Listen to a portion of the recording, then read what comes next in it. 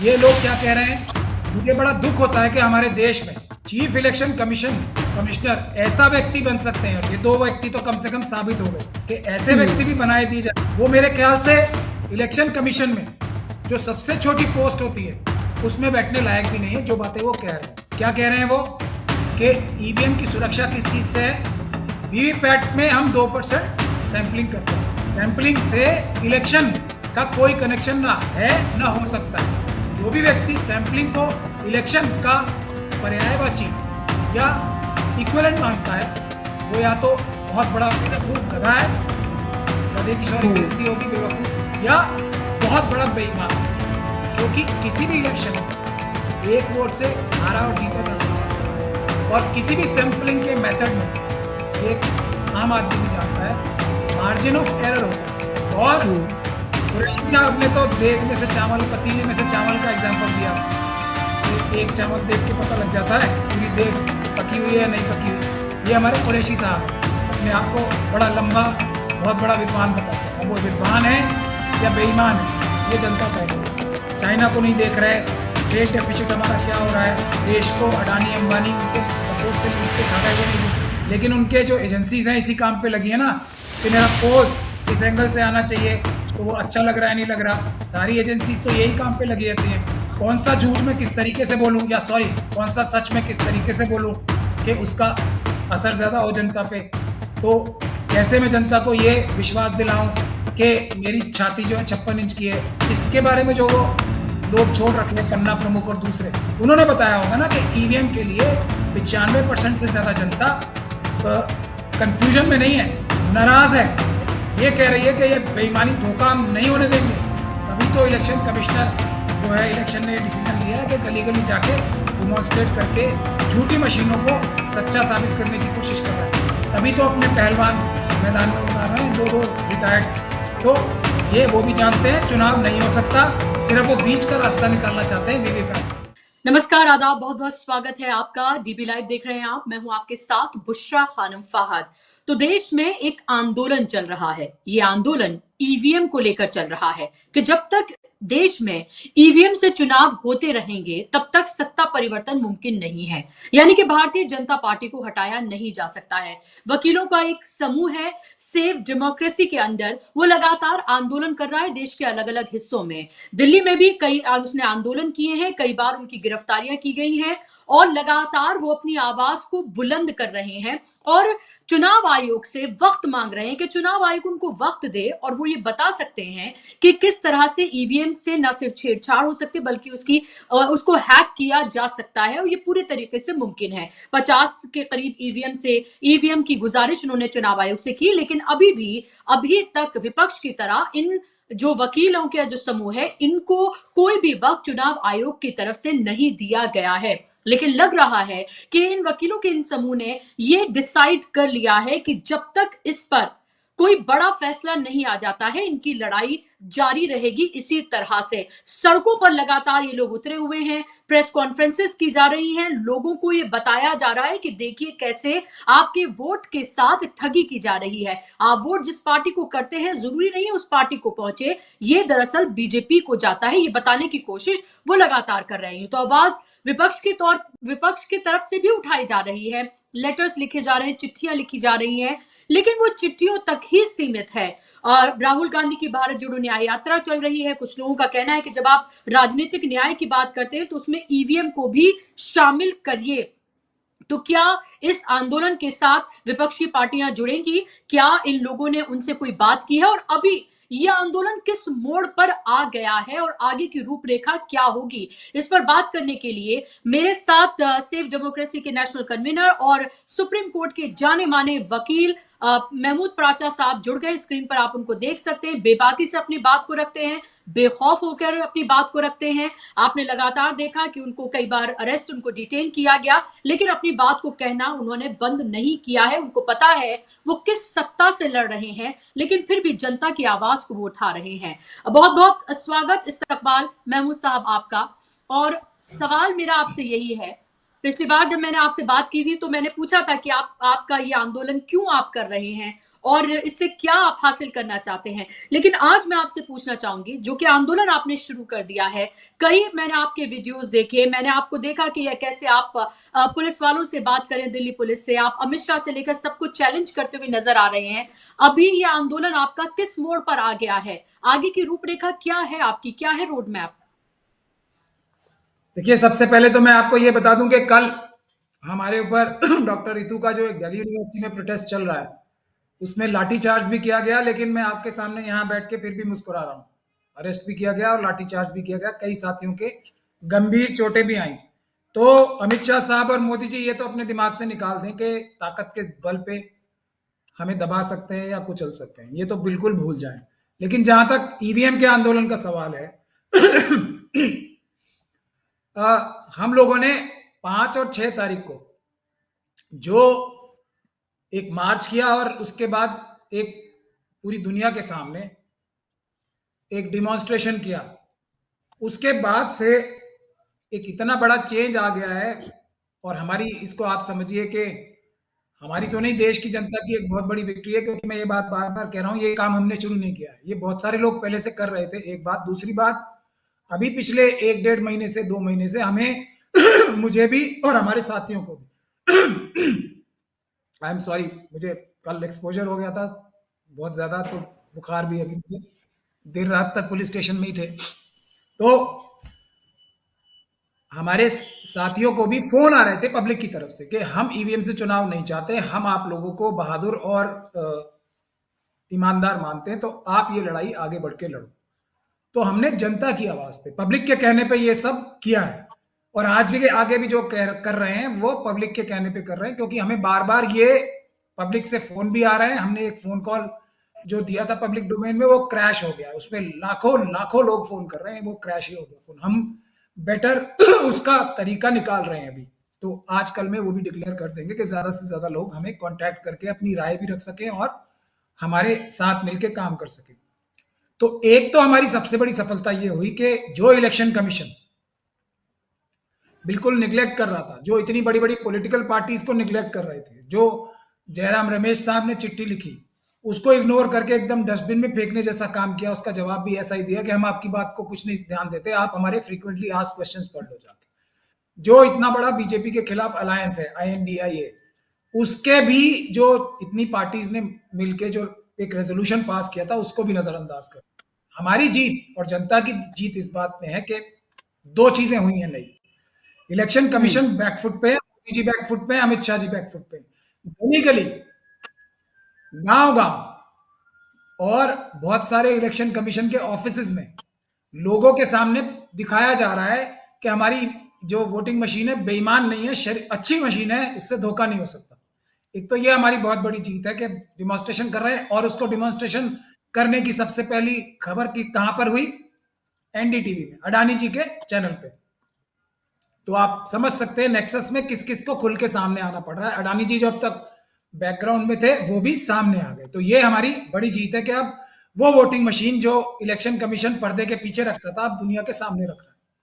अगला स्टेप ये है कि हमें हाथ में दो, जैसे ही वो हाथ में देंगे फिर ये ईवीएम का किस्सा ही खत्म हो जाएगा, पेपर बैलेट से ही चुनाव होंगे। दूसरी हमारी सबसे बड़ी जीत ये है कि 2 बड़े योद्धा हमारे सामने उतारे गए, 2 रिटायर्ड चीफ इलेक्शन कमिश्नर, एक कुरैशी साहब और एक रावत साहब। वो दोनों ईवीएम के ऊपर नहीं, वीवीपैट के ऊपर ध्यान दे रहे हैं।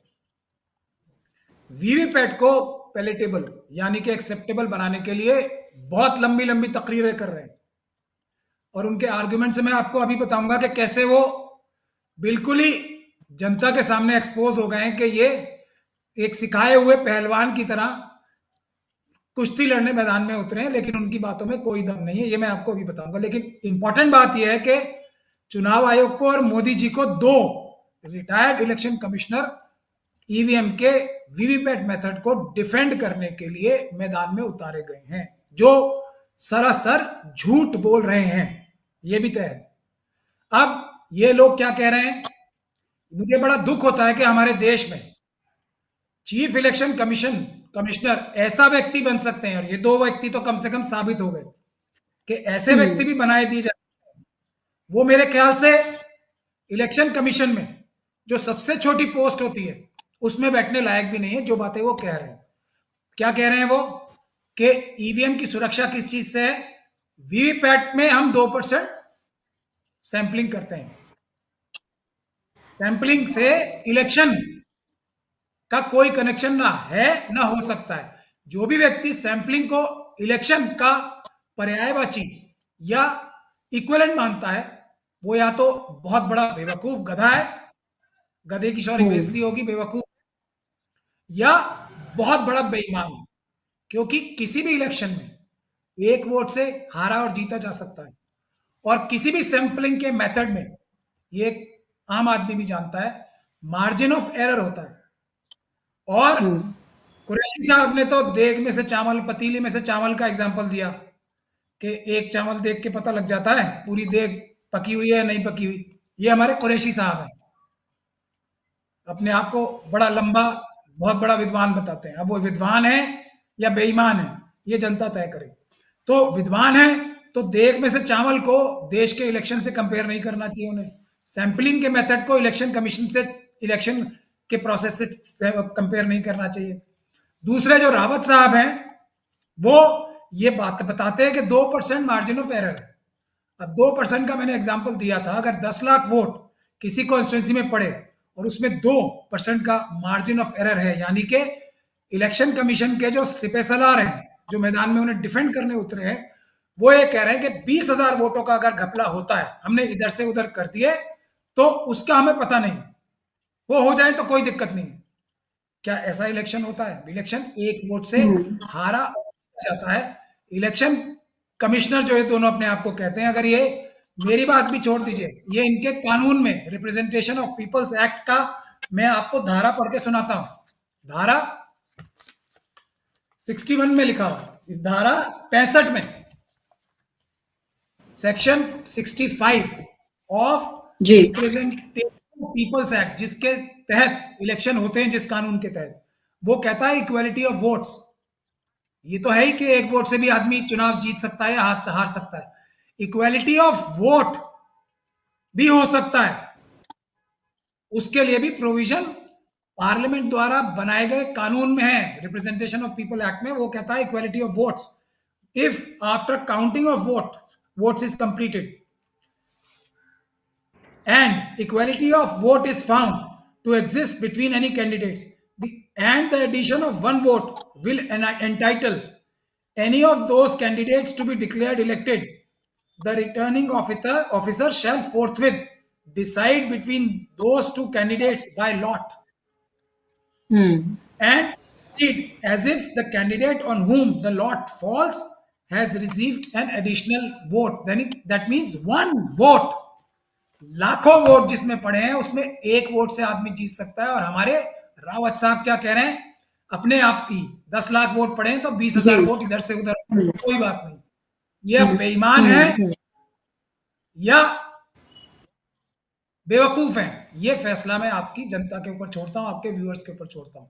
लेकिन हम कहना ये चाहते हैं कि ये अपने दोनों, ये जो सिपहसालार उतारे हैं मोदी जी ने और इलेक्शन कमीशन ने, ये और इनके जितने टेक्निकल एक्सपर्ट्स हैं, लीगल एक्सपर्ट्स हैं, बुशरा जी आपको ही मैं कह रहा हूं, शायद आप तो बड़ी पत्रकार हैं, ईमानदार पत्रकार हैं, ये आपकी थोड़ी डिसएडवांटेज है, लेकिन आप कोशिश करके देख लें, ये जितने एक्सपर्ट्स इनके पास हैं, आपके साथ आपके चैनल पे आ जाएं, सारे लीगल एक्सपर्ट्स, सारे टेक्निकल एक्सपर्ट्स, हमारी तरफ से मैं आ जाऊंगा या हम किसी और को भेज देंगे, एक व्यक्ति को अपने, फिर दुनिया तय कर ले कि वोट, जो वोटिंग होनी है, इलेक्शन होने हैं, ईवीएम से होने हैं या पेपर बैलेट से ही होने हैं।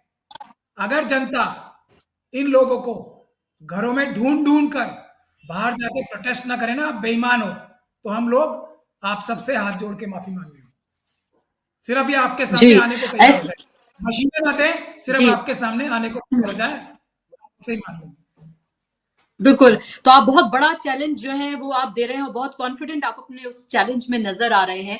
एसवाई कुरैशी के वो इंटरव्यूज भी मैंने देखे हैं, उनका कहना है कि अगर मैं होता अगर आज मैं इलेक्शन कमिश्नर होता तो मैं विपक्षी पार्टियों को और जो जो सिविल सोसाइटी है या जो वकील साहिबान है जो ये कह रहे हैं, चैलेंज कर रहे हैं, मैं उनको पहले दिन ही बुला लेता और पहले दिन बुलाकर इनके सारे डाउट्स क्लियर कर देता। यानी कि कहीं ना कहीं वो क्वेश्चन भी उठा रहे हैं, वो ये भी कह रहे हैं कि जो आज के इलेक्शन कमिश्नर हैं वो क्यों नहीं बुला रहे हैं विपक्ष को, उनको वक्त क्यों नहीं दे रहे हैं, ये बात उन्होंने कही है। लेकिन मेरा सवाल ये है महमूद साहब कि अभी आप लगातार इस आंदोलन को आगे बढ़ा रहे हैं, क्या आपके जहन में किसी तरह का कोई डर नहीं है, क्योंकि आप फेस हैं कि आपको जेल के अंदर डाला जा सकता है, ये सरकार कुछ भी कर सकती है, इससे पहले भी हमने देखा है, आप पर किसी भी तरह के केसेस जो हैं वो लगाए जा सकते हैं, और अगर ऐसा होता है तो इस पूरे आंदोलन का फिर क्या होगा, और आप इसे कहां आगे बढ़ता देखते हैं? क्योंकि अभी आपने कहा, आपने अपनी कामयाबी की बात की, लेकिन जब तक ये ईवीएम से ये चुनाव होता रहेगा, बैलेट पेपर से ना हो, या इस ईवीएम की प्रक्रिया में जो बदलाव चाहते हैं वो बदलाव ना हो, तो फिर तो कोई फायदा नहीं है, फिर से हम उसी तरह के रिजल्ट देखेंगे जिस तरह के डर आप दिखा रहे हैं। पहले तो आपकी कुरैशी साहब की बात का जवाब दे दूं मैं। ना तो कुरैशी साहब अब इलेक्शन कमिश्नर हैं और ना मैं कोई पॉलिटिकल पार्टी हूं। मैंने भी उनका वो इंटरव्यू सुना था, उन्होंने ये कहा था कि मैं पॉलिटिकल पार्टीज को बुला के उनके शक और शुबे दूर कर देता और वो लोग पूरी तरीके से खुश होके मेरी बात से एग्री करके जाते।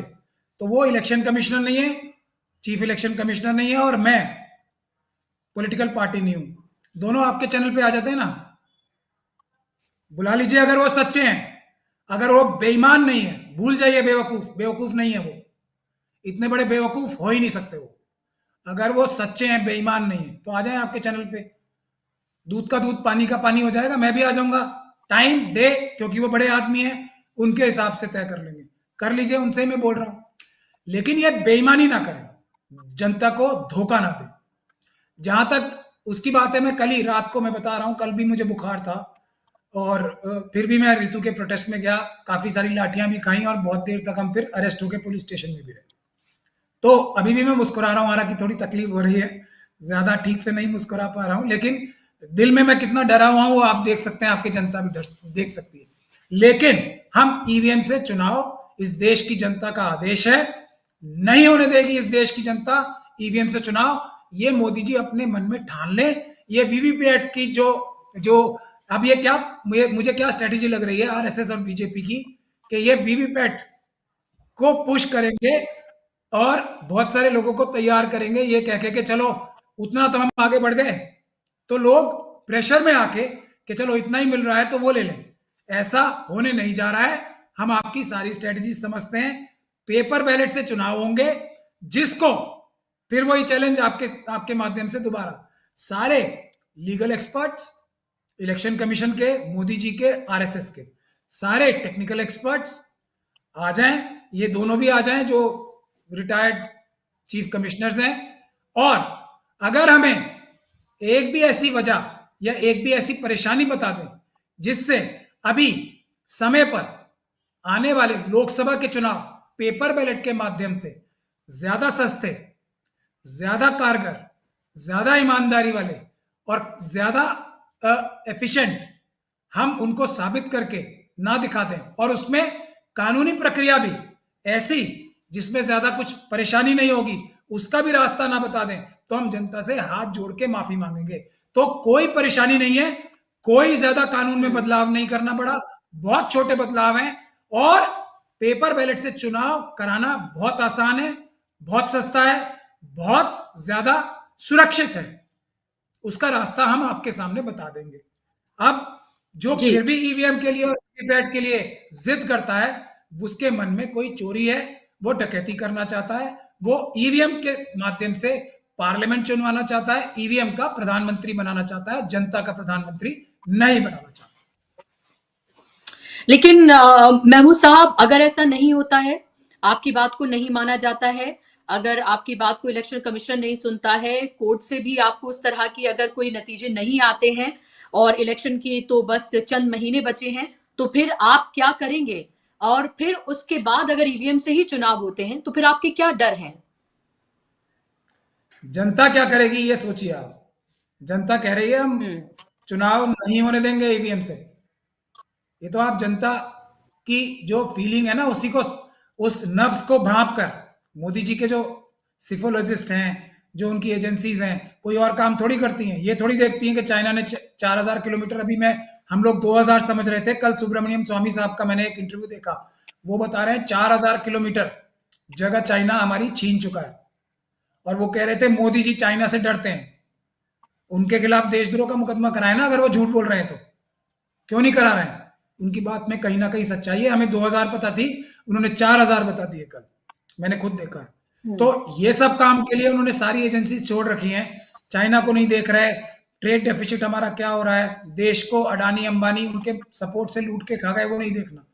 लेकिन उनके जो एजेंसीज हैं इसी काम पे लगी है ना, कि मेरा पोज किस एंगल से आना चाहिए, तो वो अच्छा लग रहा है नहीं लग रहा। सारी एजेंसीज तो यही काम पे लगी रहती हैं, कौन सा झूठ मैं किस तरीके से बोलूं, या सॉरी कौन सा सच मैं किस तरीके से बोलूं कि उसका असर ज्यादा हो जनता पे। तो कैसे मैं जनता को ये विश्वास दिलाऊं कि मेरी छाती जो है 56 इंच की है। इसके बारे में जो वो लोग छोड़ रखे हैं, पन्ना प्रमुख और दूसरे, उन्होंने बताया होगा ना कि ईवीएम के लिए 95% से ज्यादा जनता कंफ्यूजन में नहीं है, नाराज है। ये कह रही है कि ये बेईमानी धोखा हम नहीं होने देंगे। तभी तो इलेक्शन कमिश्नर जो है, इलेक्शन ने डिसीजन लिया है कि गली गली जाके डिमॉन्स्ट्रेट करके झूठी मशीनों को सच्चा साबित करने की कोशिश कर रहे हैं। तभी तो अपने पहलवान मैदान में उतार रहे हैं, दो दो रिटायर्ड। तो ये वो भी जानते हैं चुनाव नहीं हो सकता, सिर्फ वो बीच का रास्ता निकालना चाहते हैं वीवीपैट का। वो हम नहीं निकालने देंगे, जनता नहीं निकालने देगी, सिर्फ पेपर बैलेट से होंगे चुनाव और किसी तरीके से नहीं होगा। जी, मैं फिर से उसी सवाल को फिर दोबारा से मैं आपसे पूछना चाहूंगी कि अगर नहीं होता है, अगर आपकी बात को नहीं माना जाता है और ईवीएम से ही चुनाव होते हैं, तो फिर आपके डर क्या है? आगे आप क्या करेंगे? क्योंकि आप सिर्फ कानूनी लड़ाई लड़ रहे हैं, आप बार-बार पीसफुल प्रोटेस्ट की बात करते हैं, आप लोकतंत्र की, संविधान की आप बात करते हैं, आप कहते हैं उसी के दायरे में रहकर हम ये तमाम अपनी पूरी लड़ाई लड़ रहे हैं। ये लड़ाई हमारी नहीं बल्कि जनता की है, उसके अधिकारों को बचाने की है। तो अगर ऐसा ही होता है तो फिर आप क्या करेंगे? What is your next step then? जनता सड़कों पे आ रही है, आने वाली है। अभी हम 26 जनवरी तक रिपब्लिक डे, क्योंकि इसी दिन हमारा संविधान और डेमोक्रेसी की शक्ल बनी थी, जो हमें सबको ताकत देती है, हमारे देश को मजबूत रखती है और करती है। ये बाबा साहब भीमराव अंबेडकर और उनके मुट्ठी भर साथियों की जो गिफ्ट है ना हमारे देश को, वो 26 जनवरी का दिन है। उसी दिन से और उसके अगले दिन से जनता सड़कों पे आएगी, ईवीएम से चुनाव नहीं होंगे। और अगर आप कह रहे हैं हम लोग और जनता फेल हो गए, तो ये बात ध्यान से सुन लें सर। जैसे ये अभी 3 राज्यों में चुनाव हुए हैं, ये गैर कानूनी है। उससे पहले भी ईवीएम से चुनाव जो भी हुए हैं, वो सब गैर कानूनी है, इलीगल है, वॉइड एब इन्यूशा है। जनता उनके रिजल्ट्स को नहीं मानेगी।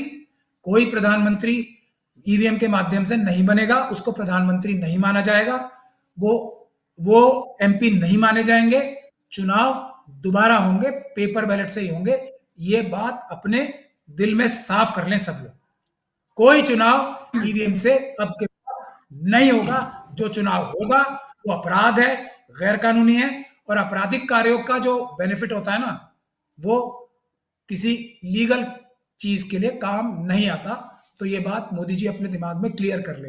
ये ना सोचें कि हम लोग डर दहशत बैठाकर किसी तरीके से डंडे के जोर पे करा लेंगे तो हम जीत गए बस फिर 5 साल के लिए। ऐसा नहीं होना, ध्यान रख लें इस बात को।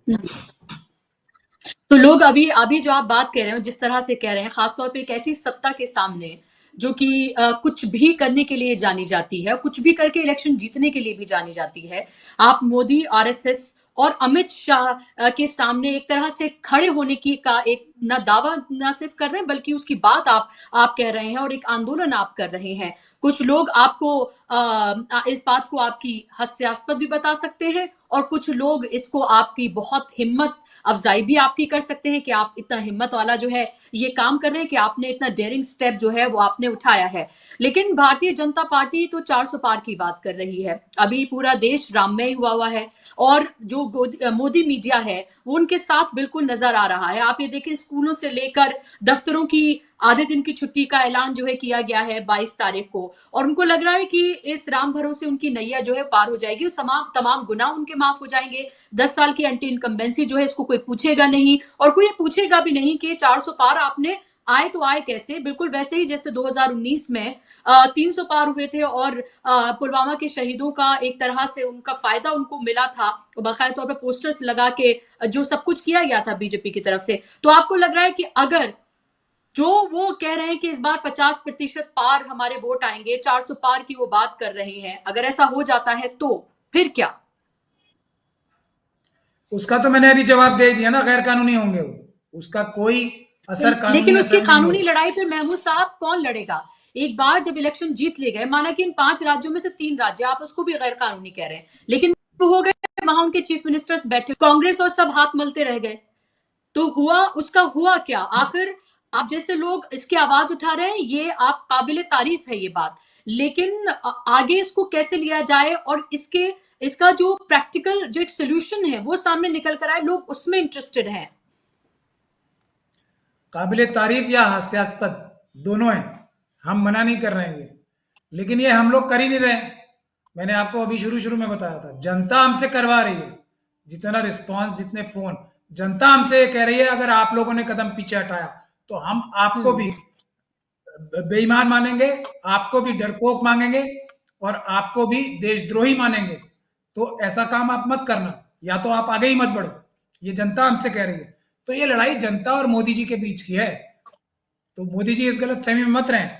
और हम कह रहे हैं ना, हम तो सीधे सीधे कह रहे हैं, जनता सीधे सीधे कह रही है, आप पेपर बैलेट से चुनाव कराइए, और 400 क्यों पार करने हैं आपको, 500 पार कीजिए, 542 पार कीजिए, 543 बना लीजिए। हम कब मना कर रहे हैं आपको, पेपर बैलेट से कीजिए ना, जनता के वोट से कीजिए, ईवीएम से। अडानी जी और जो दूसरी आपकी विदेशी ताकतें मदद करती हैं, उनके वोटों से नहीं, उनके फ्रॉड से नहीं बनिए आप। हम तो खुद ही कह रहे हैं 500 पार कीजिए ना पेपर बैलेट से।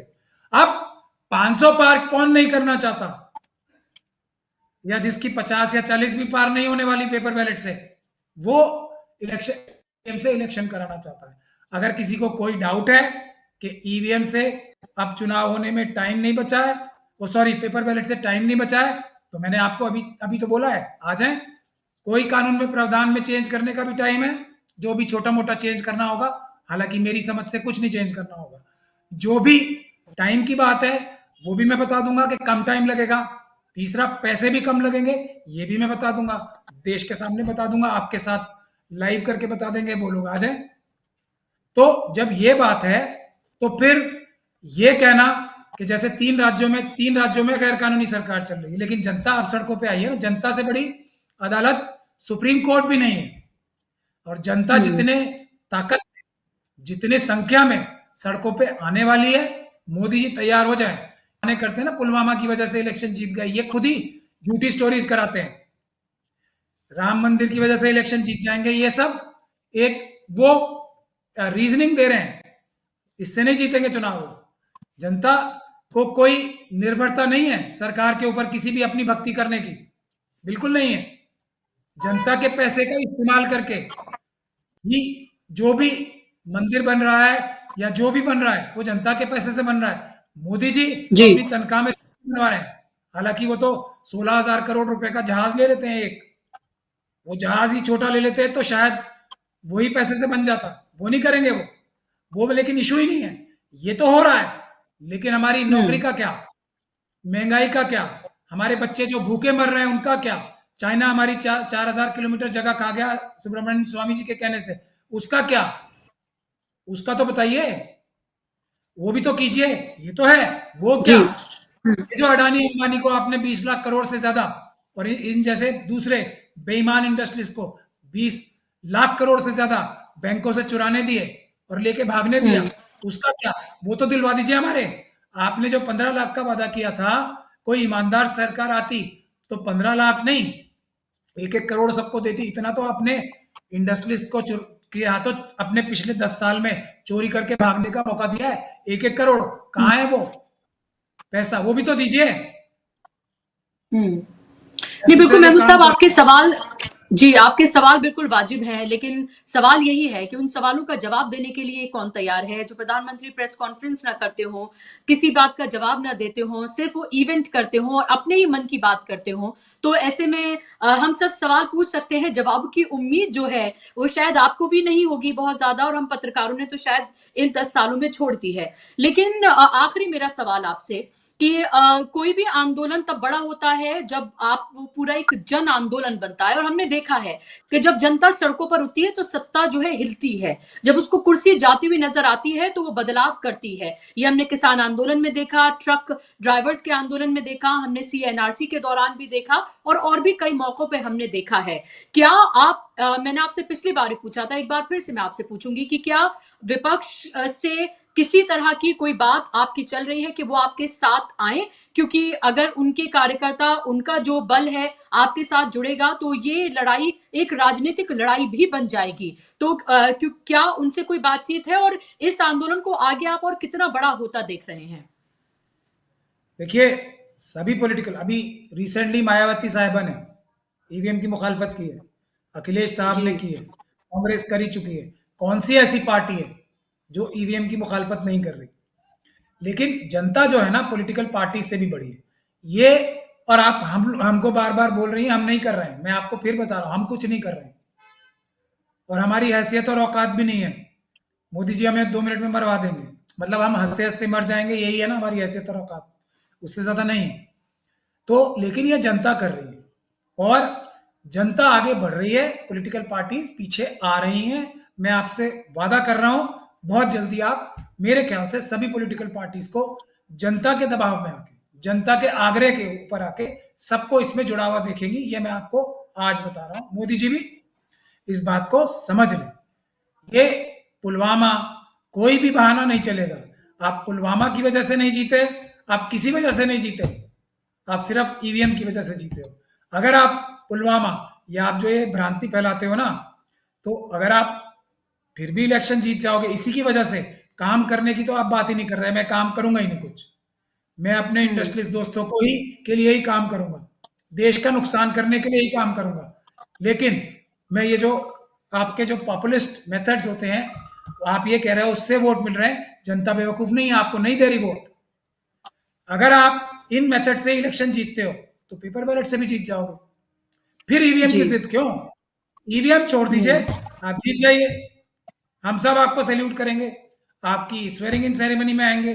मुझे अगर आप मौका देंगे मैं भी आके आपको सैल्यूट करूंगा, क्योंकि आप हमारे देश के सही इलेक्शन से जीते हुए प्रधानमंत्री बन जाओगे। तो ये मौका है और हम सब लोग आके आपको सैल्यूट करेंगे कि आपने इतना अच्छा काम किया है, जो देश की जनता ने आपको वोट दिया, लेकिन पेपर बैलेट से। जी, बिल्कुल। तो अब देखेंगे कि आंदोलन जो आपका है और क्या नया मोड़ लेता है और सबको इंतज़ार है कि जो आपने लड़ाई शुरू की है, जो आप बार-बार कह रहे हैं कि हमारी नहीं बल्कि जनता की है, जनता ये चाहती है कि ऐसा हो और जनता लगातार आपके साथ अवाम देश की जुड़ रही है। आपने जो एक कॉल सिस्टम वो किया था और लगातार वो हैंग हो गया, इतनी कॉल्स आपके पास आई, आप उस सिस्टम को सुधारने की बात कर रहे हैं। विपक्षी पार्टियाँ आपके साथ आएँगी, ऐसी भी आपको बहुत उम्मीद है। तो देखना होगा आगे आने वाले वक़्त में ये आंदोलन क्या मोड़ लेता है क्योंकि लगातार हमने देखा हमने अलग-अलग जगहों पर लोग हमने सड़कों पर बुशरा उतरे। साहिबा एक जी, प्रोग्राम प्रेस कॉन्फ्रेंस के माध्यम से जी। अनाउंस भी किया था। हम देश के सारे शहरों में जल्दी मीटिंग्स कर रहे हैं, पब्लिक मीटिंग्स। हुँ, उसमें भी आप लोग देख हुँ। लेंगे जनता का क्या रिस्पॉन्स है। और उसके बाद हर एक रिटर्निंग ऑफिसर, हर एक डिस्ट्रिक्ट में परमानेंट प्रोटेस्ट लगने के लिए लोग तैयार बैठे हैं। परमानेंट प्रोटेस्ट 543 जगह तो मिनिमम लगेंगे ही, जहां पर ये रिटर्निंग ऑफिसर्स बैठेंगे इन लोकसभा के इलेक्शन कराने वाले। ओके, तो ये काफ़ी काफ़ी बड़ी बात है और ऐसा जब होने जा रहा है तो ज़ाहिर-सी बात है ये आंदोलन बहुत बड़ा होने जा रहा है। देखना होगा कि क्या इसमें कोई परिवर्तन होता है क्योंकि ईवीएम एक ऐसा मुद्दा है जो लगातार मैं कहूँ महमूद साहब कि हमारे चैनल पे भी मैंने पहले भी कहा है कि चाहे प्रोग्राम कोई भी हो, लोग लगातार नीचे सिर्फ़ यही लिखते हैं कि जब तक ईवीएम से चुनाव होते रहेंगे कुछ भी नहीं हो सकता है। आप कोई मुद्दे उठाइए, कुछ भी करिए लेकिन ईवीएम से चुनाव अगर हुए तो लगातार बीजेपी ही सत्ता में आती रहेगी, परिवर्तन हम देखेंगे नहीं। लेकिन बहुत शुक्रिया आपका, आपने अपना कीमती वक़्त दिया, आपकी तबीयत नासाज़ थी, आप कल बिज़ी थे और तमाम डर, खौफ तो बहुत शुक्रिया आपका, आपने कीमती वक्त हमें दिया। आपकी तबीयत नासाज उसके बावजूद भी आपने और तमाम तरह के चैलेंजेस को पार करते हुए इस आंदोलन को आप आगे बढ़ा रहे हैं। जनता का साथ आपको मिल रहा है। देखना होगा कि आंदोलन क्या मोड़ लेता है, लेकिन ये सराहनीय जरूर है। बहुत शुक्रिया आपका वक्त देने के लिए मेमन साहब, और शुक्रिया आप तमाम दर्शकों का भी कार्यक्रम का हिस्सा बनने के लिए। आज के कार्यक्रम में बस इतना ही। नमस्कार।